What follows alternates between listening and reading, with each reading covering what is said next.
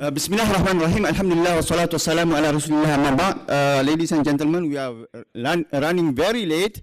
It is we are supposed to finish at 11 o'clock, but now it is 10:40, so we have only 20 minutes.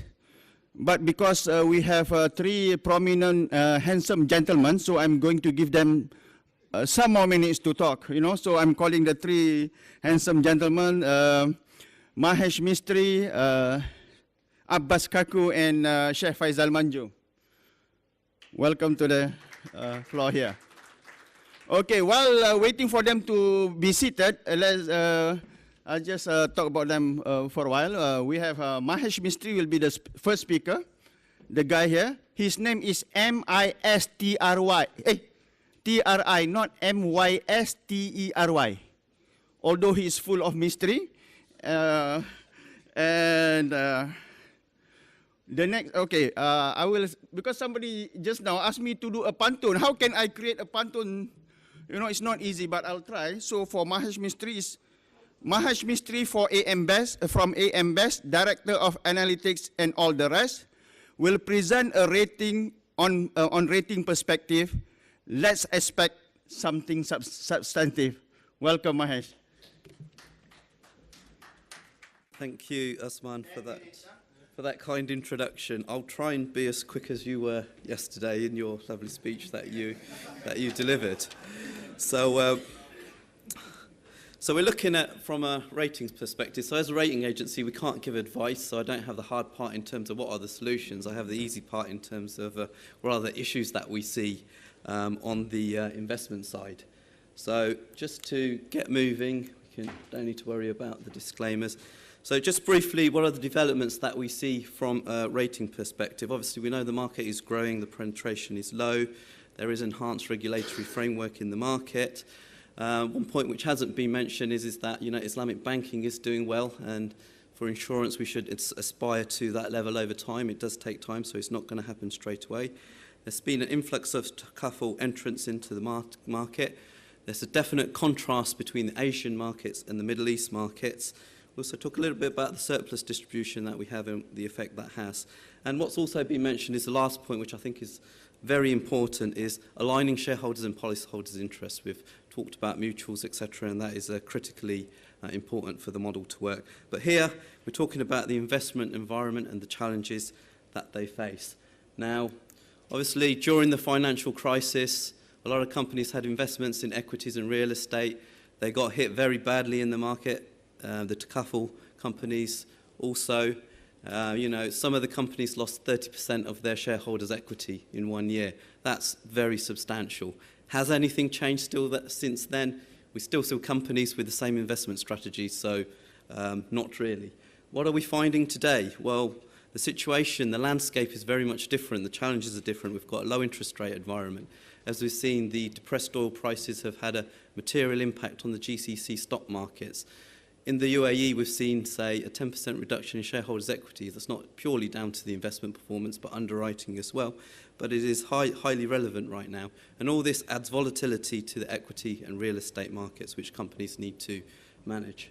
As David mentioned yesterday about the downgrades, we'll probably expect Moody's and Fitch maybe to do something similar. And that's all intensifying the investment landscape that companies are operating in. For the GCC, all of the currencies are pegged to the US dollar. What are the implications if something were to change there? That could be substantial. And, returns are being depressed. So all this is putting pressure on shareholders' return at the end of the day, and it is one of the key challenges that we have. I think this is the most important slide that we have. It's trying to identify what are the risks to an insurance company, what do they need to be aware of.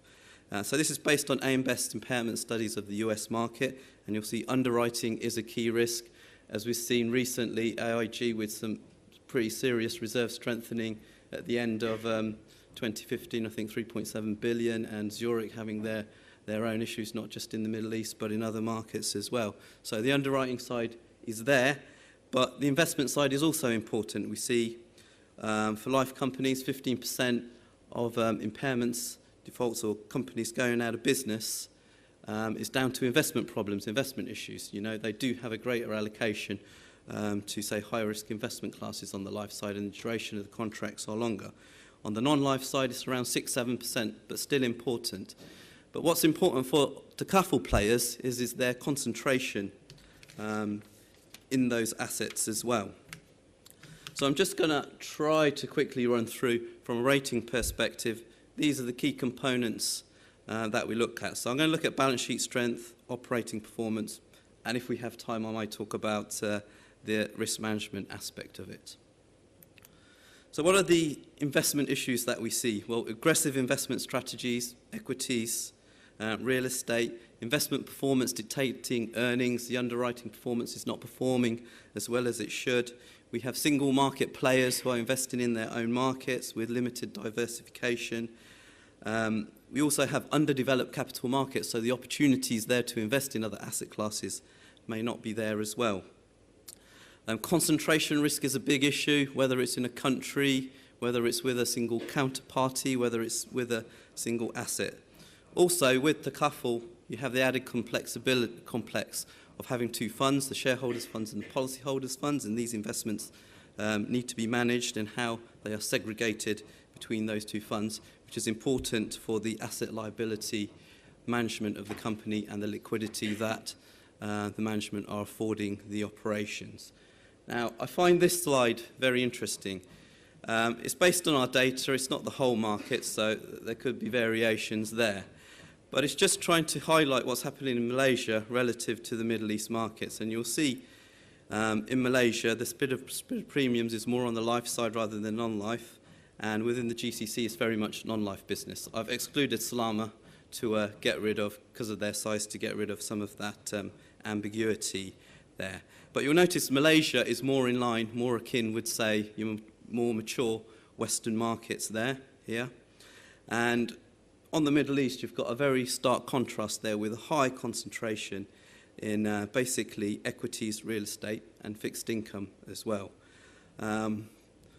What does that mean? It means that there's probably more problems on the Middle East side than, say, in the other markets that Takaful companies are operating in.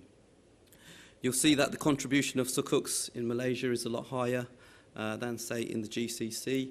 If we move on to the next slide, if I were to put Malaysia here, I haven't put Malaysia there, I didn't have time, unfortunately, but it would dwarf, all of these other countries would be dwarfed in comparison to Malaysia. But, you know, it's just identifying the sukuk market, which is there in the GCC. It's not as substantial, the opportunities aren't there, the number of issuers, you know, are quite limited as well, and this is an area which hopefully will develop over time and create opportunities for the Takaful players there. But it's a drawback. Is there alternatives? I don't know.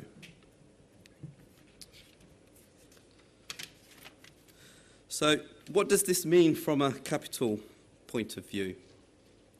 Well, normally when we look at companies, the main aspect of risk which is driving capitalisation is underwriting risk. Now we're finding a very stark contrast in the Middle East, and when we're speaking to companies, what we are finding is that, yeah, they're concentrating on the underwriting side, but when they're considering capital, there's no mention of investments. But what's driving capital requirements essentially is the investment exposure that companies have. So whatever they're adopting on the investment side, and whether that's driven by the board of directors or the management, that's what's consuming the company's capital. So there seems to be a material disconnect between the underwriting side and the investment side, and that is one area that needs to be addressed. More so, you know, you've got two funds, so all of the investment risk is in the shareholders fund.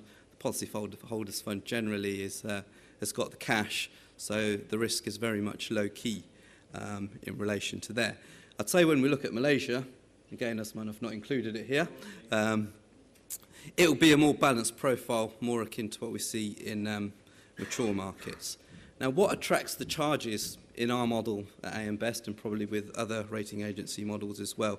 So obviously cash is going to be more low risk, and investing in real estate, equities is going to be higher risk. We also need to consider mutual funds. A lot of Takaful companies invest in mutual funds. Now, These could be a mixture of private equity funds, money market funds. We need to understand the underlying characteristics of these funds and liquidity aspects in order to see what the appropriate charge of these funds are.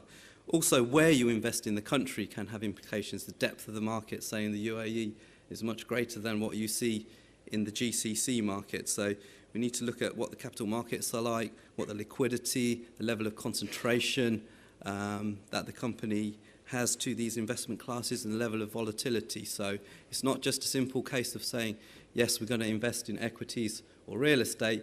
You know, there's implications to that from a capital perspective.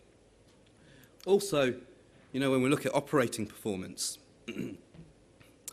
now with that allocation, it does create strain, but I just want to take one step back and say, what does technical performance look like? Well, the combined ratios in the market, generally above 100%. Malaysia is doing a lot better than the GCC. I'd say expenses is more on a par. But what's really interesting, I think, is the bottom slide there. And I haven't put Malaysia down for 2010 to 2012, but I've got it there for 2013 to 2014. And it's the discrepancy between the wakala fee. So the bottom graph just shows the margin of wakala fee over expenses. Normally, wakala fees is the administrative expenses or the expenses plus the cost of capital. And as you can see, Malaysia do a much better job in terms of allocation of fees than what we're seeing in the GCC markets, where rather than it being better, it's going in the wrong direction. Maybe with regulation that could improve over time, but this is just highlighting the problems that they have, or many companies have, on the Takaful side within the GCC, which is causing, say, heavy deficits amongst many of the Takaful players in the market. So basically, earnings contribution for the shareholders from technical performance is very minimal. They are very dependent on investment income, which is why, you know, investments are important for the companies.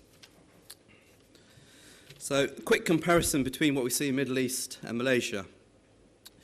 Weak technical performance in the Middle East, marginal technical performance in Malaysia, excessive wakala fees in the Middle East, more balanced wakala fees in Malaysia, a dependence on Kurdistan in the Middle East, a much lower dependence. In fact, probably more companies are producing surpluses, as we've seen in Malaysia. So all this means is that a lot of these companies are operating the same model, but the structure, the components of that model seems to be varied. And I'll go back to the original point, aligning shareholders and policyholders' interests is key. So, you know, in the Middle East, there's very much dependent on investment income for earnings. These do create volatility, not just in operating performance, but in capitalization as well. In Malaysia, it's more conservative, but again, going back to the last slide, they seem to be doing a lot better in terms of their returns. So it doesn't necessarily mean if you've got an aggressive strategy, over time you're going to benefit from that strategy. Maybe being safer and secure is the better option over time. I won't... 3 minutes? Okay. So another aspect that we look at is how are these risks being managed from a risk management perspective. Now, I would say this is a very grey area, because whenever we talk to companies, they always want to talk about the underwriting side, and they never look at the investment side. And you know, the key risks are actually, for a lot of the Takaful players, is on the investment side. As we've seen in the previous discussion, motor and medical are retained, but a lot of the large risks are seeded out. So yes, there's some counterparty credit risk there. There's some risk of mispricing. There's also, I'd say, a big risk is under-reserving in the market. But probably the main risk to a lot of these companies is on the investment side due to their exposure. So I've got a few questions there in terms of what we ask. I won't go through them there. But, you know, a few observations on the market is that the strategies are aggressive. They do create volatility in earnings and capitalization. You know, these markets are affected by external factors, oil prices, etc. there. And I think key risk is that investment decisions are generally done by the board. There's a common disconnect with the management and what's required in terms of liquidity and asset management perspective. And also, you know, there's limited availability of some of these assets. They are single market players operating in a country, which creates, you know, concentration risk, as mentioned before. So just a final remark on the investment side. It is an important component of the balance sheet. Companies should not just focus on the liability side, but should also focus on the asset side as well, particularly for emerging market players, given their exposures. It does create volatility in operating performance and capitalization. As rating agencies, we don't really like that. And also, you know, consideration must be given to the capital requirements, to the ratings, say solvency requirements that regulators have in order to manage the business effectively. Now, we do see some improvements in terms of, say, capital markets developing for Sharia-compliant products. I mean, the UAE has got an intention to become an Islamic centre there, so maybe that will improve and that will enable greater diversification and reduce the concentration of risks there. So the final point is that, you know, investments, it is important, but they need to be matched towards the liabilities of the company. There shouldn't be a disconnect there, and management should look at everything together as a whole and manage the whole business rather than just certain aspects of the business. A little plug at the end is our coverage of ratings in the Middle East. We have over, say, 50 ratings in the Middle East and North Africa, and we have a good share of the Takaful ratings as well. Thank you very much.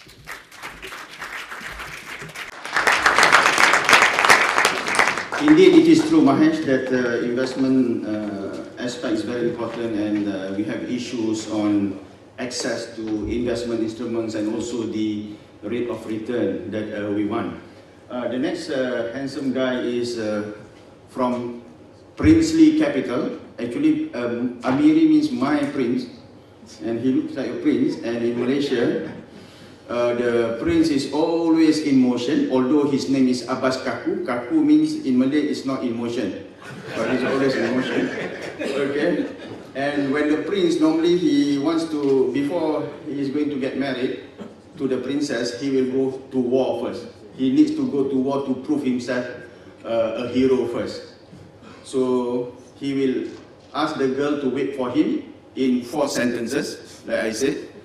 So he will say something like this: so that the body is constantly in motion, always drink the prepared concoction. To prove that my word is always true, I will definitely come to marry you. So this, so before you want to get married, please do your bit first. Bismillah ar-Rahman ar-Rahim. Assalamu alaikum and good morning. Thank you for the very kind introduction. I'm not sure I want to go to war. I think I am actually already married, so maybe I'll hold off wife number 2, given that condition. I want to start by thanking the organizers, Iqbal, Mohammed, and of course, Randa. I think the industry and those serving the industry have a lot to thank them for. This is a chance to have an open and frank discussion, and I think it's something to be cherished. Also, quick congratulations to the winners of the awards last night. I'm going to be quite brief. I'm going to try and follow the Amiri principles of listening more than I say. And I haven't got slides for you to bore you with, unfortunately. So we at Amiri Capital have had some successes in the UK and European real estate markets. We help clients allocate, and so far have allocated about £1.3 billion. Our key clients are pension funds and savings vehicles. In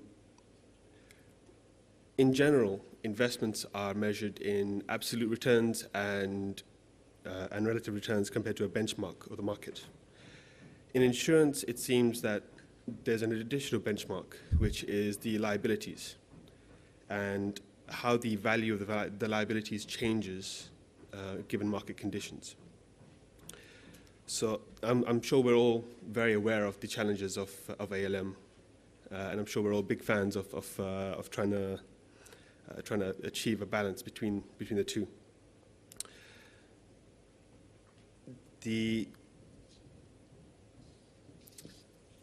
We as Amiri Capital do focus on real estate and real asset allocations. Of course, this has to be a reasonable proportion of a balanced strategy. But a focus for today, I'm going to focus on an asset class which is UK student accommodation.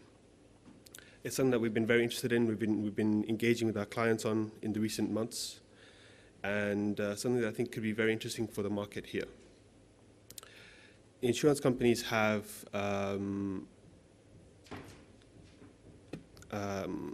the aspects of UK student accommodation that are interesting to insurance companies are that it's inflation-linked income. There is a range of risks available depending on appetite. There is it's a maturing sector with returns above IPD property in the UK. And there's systemic undersupply of UK student accommodation. The range of incomes that I spoke about are a lease, where you get guaranteed net income, which often increases within a capping collar with inflation. There is a nominations agreement, which guarantees your gross revenue, and then you nominate an operator to run the property for you. And there's called direct let, which is where the operator targets and markets directly to the students themselves. Each of these have their own pricing, and each of these have their own levels of risk, clearly. One element which I feel could be interesting, again, to this sector is something that we've come up with, which is a ground lease structure, where the level of income is linked to the level of the rent for the ground lease is linked to the income of the property. What that means is you get effectively a fixed income type asset with inflation protection, with a very stable and very secure source of income. It is investing in what could be called a fixed income product. It's Sharia compliant because of the nature of the income, and again, something that has interested insurance companies in the UK, conventional insurance companies, quite a lot. I'm going to leave it at that. I didn't want to take too much of your time, and I'm hoping that we have some more questions that we can probe this further. And thank you very much.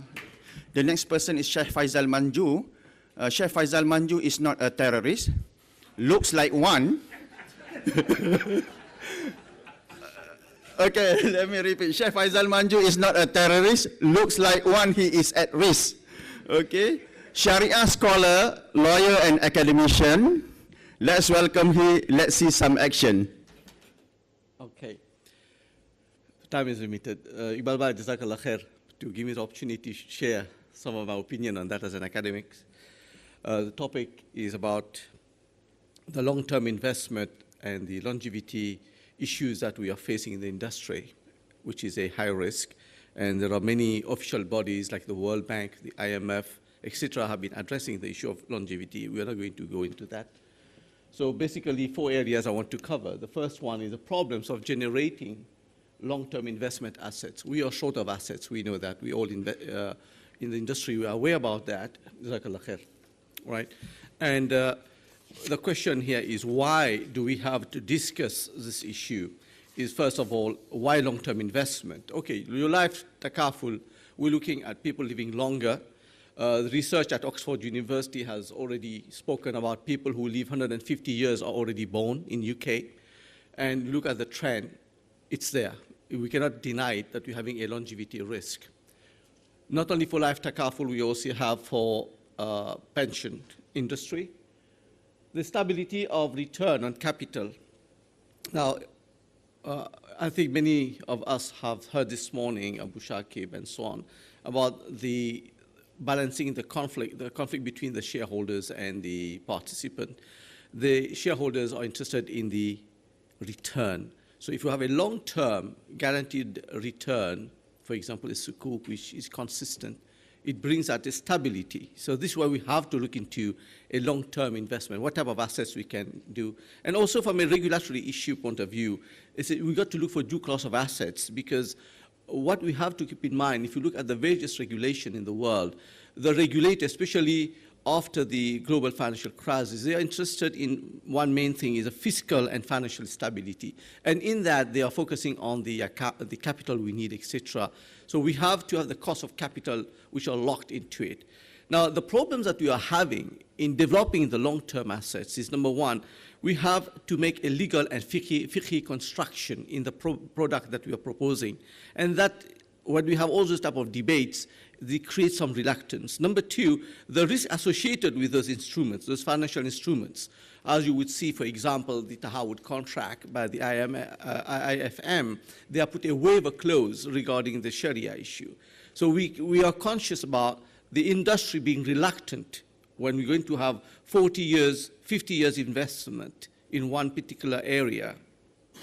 Also, your capital is being locked up. Now, the paradox we're having with this issue is the demand for long-term investment asset versus the liquidity risk and low-rate return, which we have to balance.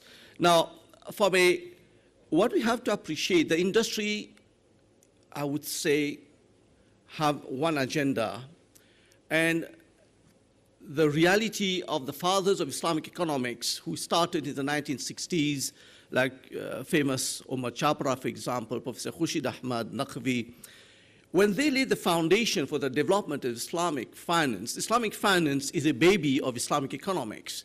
And Islamic economics is value-oriented. And those instruments that we are talking of are not really value-oriented. For example, your asset-backed and asset-based sukuk. I don't want to go into detail. So what has happened is we have, to a certain extent, when we talk about expanding the horizon of Islamic finance, there has been a social failure. Though we talk about those figures, the positive side, depending which side of the debate you are. And this is where micro-takaful, how we assess micro-takaful. What help are we bringing for micro-takaful? This is part and parcel of the industry. We hardly hear anything. I know one or two takaful who have put their shoulder to the cart, trying to push micro-takaful, but the return, again, we have to be careful with that. So micro-takaful is something we have to look into. The second point is the investment instruments itself is not focused on the real economy, it's on the financial economy. That also, is it in line with the Islamic moral economics? I would say no, my personal opinion. So what needs to be done is we have to enhance the industry by taking an engagement at an ummatic level. That is the ummah, the people as a general must be involved. This is my approach. That will bring an enhancement to this industry. As it stands now, the rate of penetration in Malaysia at the grassroots level is about 8%. We know that. It's mainly at the institutional level.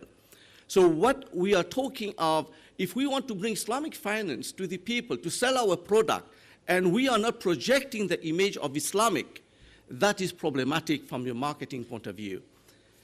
Now, the longevity risk, I'll just put two quotes from the experts here. The possible consequences of longevity risk came to public prominence in December 2000, and we are 2016 already, when the world's oldest life office, the Equitable Life Assurance Society, was forced to close to new business. This is from Professor David Blake. Then another quote from Byrne, another leading academic. He says, a financial modeling firm, Risk Management Solutions, estimates that US and European pensions with $10 trillion portfolio are at risk of losing $1 trillion in a once-in-100-year event that causes the average pensioner to live 5 years only, 5 years. This is the cost we are looking at, such as the discovery of wonder drug. Now the question is how Takaful and Islamic pension companies will meet those liabilities, which has been addressed by predecessors. Now, sorry, I have not been. The slides are different from what you say. It's not working. It's not working. Mismatch. Okay. Now, we know from a statistical point of view, there are many reports there that the growth of the population, be it the Muslim or the non-Muslim, is going down. So it's like a pyramid. We expect a young population to pay tax and we can sustain the elderly people. It used to be 7 to 1 in UK in the 1950s. Now it's about 2.5 to 1, which is a very, very serious gap in terms of filling the budget for the minister. Now, this needs to be addressed. So what we need to do is to develop products. We need to develop products which has 3 elements. And this is where we have to think. And not coming to have we present our paper and we don't take decision. The first one is, if we wanted to have certain Islamicity and we have the intention of the Islamic values, we got to come up with what you call the voluntary sector aspect. This we have to think in those lines. Maybe the industry is young now, but maybe in 5 years, 10 years' time, we have to have this intention. If we have this intention, Islamically, there will be barakah in it. As it stands, we put a lot of interrogation mark, right, with those financial products we have. So we have to have a waqf, and if we want to talk about longevity products, the aggregate risk will not be able to be underwritten by private sector. We need the government. And this is where we have to encourage the government to underwrite to a certain extent, develop those products. We have to engage the government. One typical example was Malaysia, alhamdulillah, with MRT, which to a certain extent was fulfilling that aspiration. Now, there is a product which I have put on there, as you can see, level 1, where the government creates an investment waqf for people. This is just a proposition. We can develop thousands of products there. The government creates an investment waqf for people who want to participate, for the participants in a sovereign longevity waqf sukuk, for example. The government securitizes the assets for long-term infrastructure financing. Then the SPV issues a sovereign longevity waqf sukuk. The waqf enters into a contract with the state to purchase a longevity sukuk with a long-term infrastructure financing, such as toll road, ensuring consistent cash inflow, etc. Then the investment return goes into the waqf. The waqf then manages the payment. So what I'm trying to do here with this structure is the underlying asset, because it is for the government in a Muslim majority country, that brings what I mentioned early on, this ummatic engagement with the industry. And that is what we are missing. So we bring that, very important. And number 2, by making the assets more accessible to people rather than just corporation, there will be, again, an ummatic engagement, and the waqf brings the element of the infaq sector, the voluntary sector. So these are the 3 dimensions I have brought into the product, okay? Now, very interestingly, if you look at, next one, please. There are a lot of mega projects there in the world coming up. Azerbaijan is really, with the tallest building, they are discussing now. This is another fight going on in the world, where they're going to, I heard it was Dubai, it was Saudi, then Japan came about. Now Dubai is saying they're going to put another one now, the tallest and the one in Japan. So we are fighting with the height of the building. But all these things are opportunities for investments. We are talking about billions here, right? So Morocco, Dubai, Saudi Arabia, Pakistan, India. Why not India? 170 million people. And it's an emerging market. Okay? Now, if you look at, these are projects which in the pipeline in Azerbaijan, the Kingdom Tower in China also, is still we can negotiate to get a share of it. And from a Sharia point of view, the fuqaha have debated, if you have a project, you can have one section of the project which can be financed from a Sharia point of view. I mean, there are a lot of scholars here will appreciate what I'm saying. So if you get $1 billion, you can negotiate 100 million, which we're going to finance it from the Sharia point of view, a specific sector. We can do that. Then you have another major project, which I think we have failed. I discussed this with Iqbal Bhai as well. The solar panel. I mean, the world will be changed the next 10 years with 3 things. The energy world, connectivity is going to change our world. It's already started with Apple and all those things, right? This type of project, is going to change our life, our lifestyle, the various type of energy coming. There's the third one the expert says is not coming to my mind. So what the OECD has done, and this is a lesson for us, they have already forecasted the need for long-term investment. And these are the various decisions taken, a lot of fora they have been involved into to create this awareness. Well, when we talk about OECD, here's the government, here's the private sector, let's put our mind together and let's decide a plan. Let's chalk out a plan for long-term investment, what type of assets.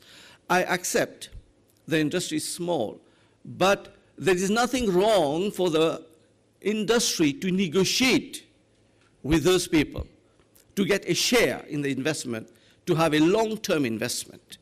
It is feasible. So there are three main trends, as you would see, in terms of global asset allocation in the development of it, a gradual broadening of the distribution of assets across countries, okay? And this is very important. If you go on YouTube, there is a very interesting film by Philip Kotler, Marketing Note 3 and Marketing Note 4. That is what your public wants. This is what I'm talking about, the ummatic level. If you want to sell your product and you don't want to involve your customer, that is problematic. So there have been 4 levels of marketing evolution. Now we are in the phase of what we call marketing not 4. Can you imagine your life without Google? Can you imagine your life without Amazon? They are so big, they don't need to market themselves. But they want you to tell them what you need and they develop it for you. So this is where the world is going now. Okay, I'm almost finished. The long-term decline in the share. Now, I leave you with these slides. This, okay, second one, a long-term decline. Now, this is a various areas which we can consider. Now, from an investment point of view, I would say we are quite backward with the conventional. There's a lot of areas where some we can employ long-term investment, some we can employ long-term investment, some we cannot, and others we can try to negotiate. Now, this is, when you're going to have the slides on the website, you will see there's a lot of work still to be done, not only for the Takaful industry, but for the Islamic banking as well as the Islamic capital market. We got a lot of work to be done, and this is the scope to develop these products. So I'm going to make some suggestions before leaving, right? And first thing, which I don't see in the industry, you forgive me if I'm unaware about it. We need to create a forum. We need to create a forum to assess this investment. Who will work on it, right? Number 2, then once this forum identifies those products, those projects, the long-term projects which can go 100 years, whatever it is, we negotiate with bodies like the OECD.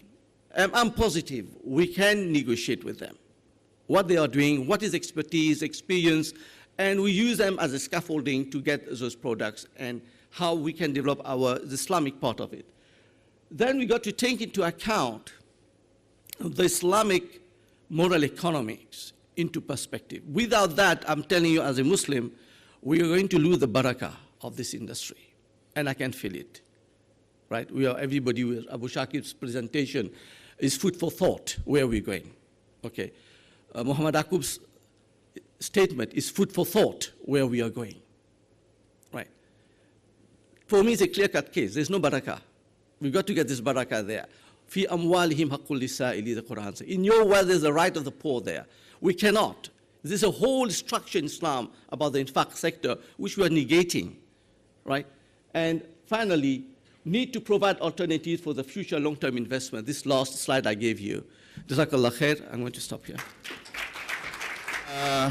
Definitely, we are not able to address, we have not addressed all the issues on the impact of precipitated fall in investments, but I can allow one question only, and I give you 3 seconds to raise your hand. Okay, okay. Yes, Shabir again. I'm not the speaker, Shabir, but you have to address to them, okay? Not me. Quick, be quick, yeah? Okay. Simple and straightforward. We talk about barakah, we talk about ethics, we talk about morality. But what I have found, whether Muslims operating in the business sector or finance sector, they look at profitability as a key factor, and everything is negated. Whether it's the consumer in the streets of London and Birmingham or Lahore and Singapore, he wants the best product at the cheapest price. And the investors, unfortunately, that I have noticed, I don't want to name any names here in the UK, the investors want a quick return, they don't have long-term vision. How do we educate the investors and the business people to have long-term vision? Whom do you address? Anyone. Okay. You can start. I don't want to take up time. Yes. Bismillah You want, ar-Rahman Mahesh, let's give Abbas first. Is it okay? Or Yeah, sure.